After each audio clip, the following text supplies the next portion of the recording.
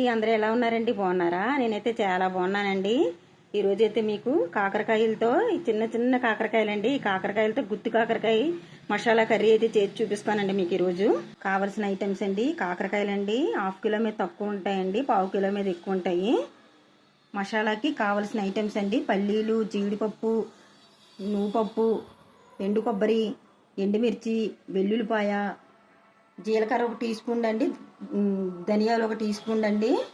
ముందుగా అయితే ఈ కాకరకాయలని గుత్తి కాకరకాయలా కట్ చేసుకోవాలండి. లోపల ఉన్న పిక్కలు కూడా రిమూవ్ చేసుకోవాలన్నమాట.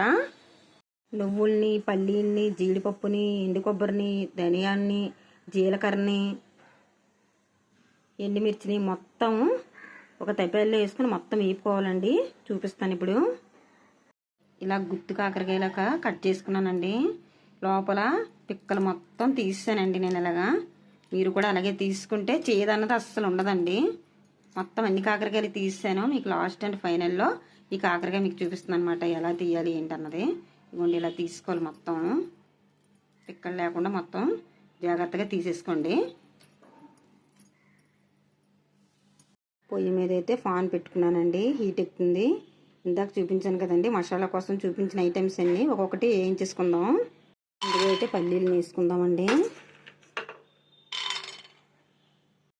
పల్లీల్ని కొంచెం ఎర్రగా వేయించుకోవాలండి. ముందుగా చిన్న మంట పైన వేగించుకుంటేనే బాగుంటాయండి, మంట పెద్దది చేయకూడదు. ఇది కొద్దిగా ఎర్రగా వేగిన తర్వాత ధనియాలు, జీలకర్ర వేసుకుందాం. పల్లీలు అయితే చూడండి ఎర్రగా వేగాయండి. ఇప్పుడైతే జీలకర్ర, ధనియాలను వేసుకుందాం అండి. కొంచెం ధనియాలు, జీలకర్ర కూడా ఎర్రగా వేగాలి, మంచి ఫ్లేవర్ ఉంటుందండి. ఎండుమిరపకాయలు వేసుకుందామండి, వేయించుకుందాం. కూడా బాగా వేగాయండి. ఇప్పుడైతే ఎండు కొబ్బరిని వేసుకుందాం. కొద్దిసేపు వేగాలండి ఎండు కొబ్బరి కూడా. మొత్తం అంతా బాగా వేగాయండి. ఇప్పుడు జీడిపప్పుని, నువ్వులను కూడా వేసేసుకుందాం లాస్ట్ ఫైనల్గా. ముందు వేయకూడదండి, వేస్తే మాడిపోతాయన్నమాట. లాస్ట్లోనే వేసుకోవాలి జీడిపప్పును, నువ్వుల్ని. మొత్తం ఎర్రగా వేయించేసుకొని చల్లార్చుకోండి. మొత్తం ఐటమ్స్ మొత్తం చల్లారిపోయినాయండి. ఇప్పుడైతే మిక్సీ పట్టేసుకుందాము అండి. మొత్తం మిక్సీలో వేసుకున్నాం, మిక్సీ గిన్నెలో. ఇప్పుడు కొంచెం సాల్ట్ వేసుకుందామండి. సాల్ట్ వేసుకొని మిక్సీ పట్టేసుకోండి. మరీ మెత్తగా అవసరం లేదండి, అలాగని చెప్పి మరీ బరగ్గా ఉంచకండి. మీడియం ఫ్లేమ్లో మంచిగా పట్టుకోండి. ఎలా మిక్సీ పట్టుకున్నానో ఇలా పట్టుకోవాలండి. ఇప్పుడైతే ఇలా స్టఫ్ చేసుకోవాలి కాయలకి. లోపల కూరేసుకోవాలన్నమాట. ఈ మొత్తాన్ని కూరేసుకొని మొత్తం అన్ని కాకరకాయలు పెట్టేశానండి నేను ఆల్రెడీ. మీకు చూపిస్తున్నాను అనమాట ఇలా స్టఫ్ చేసుకోవాలని. ఇదిగోండి మొత్తం ఇలా పెట్టుకోవాలి, ఇలా పెట్టుకోవాలండి, ఇలా చేసుకోవాలి. ఇలా మొత్తం అన్ని చేసుకోండి. పాన్లోనైతే ఆయిల్ పోసుకున్నానండి, హీట్ ఎక్కుతుంది. ఇప్పుడు కొంచెం పసుపు వేసుకుందాం. చూపించాను కదండి ఒక వెల్లుల్లిపాయ, ఆ వెల్లుల్లిపాయనైతే కచ్చాపచ్చగా దంచుకున్నానండి.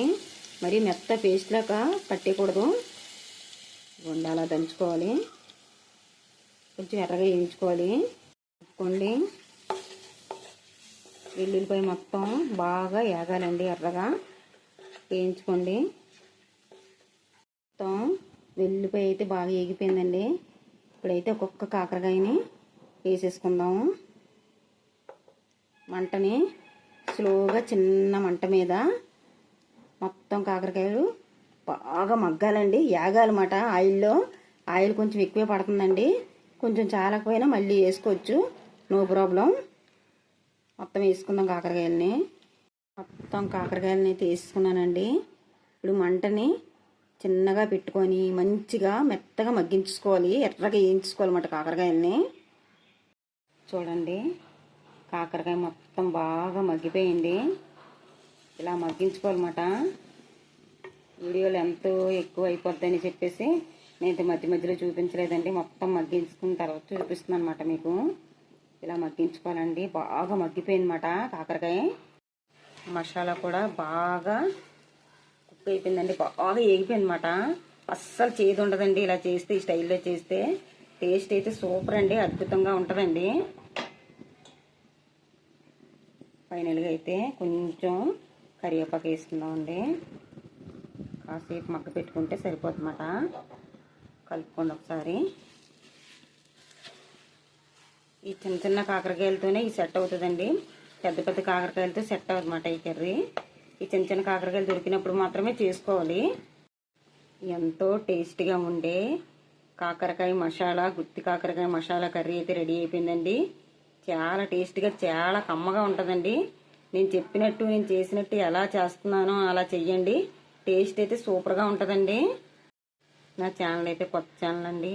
మా లాంటి వాళ్ళకి సపోర్ట్ ఇచ్చి మీరు ముందుకు తీసుకెళ్తా ఉంటే మంచి మంచి వీడియోస్ అన్నీ పెడతానండి. చాలామంది చూస్తున్నారు కానీ లైక్లు చేయట్లేదు, కామెంట్స్ కూడా పెట్టట్లేదండి. మీ కామెంట్స్ గురించి నేను ఎదురు చూస్తున్నానండి. మా లాంటి వాళ్ళకి మీరు సపోర్ట్ ఇవ్వండి. మీ మీదే హోప్స్ పెట్టుకుని ఉన్నానండి.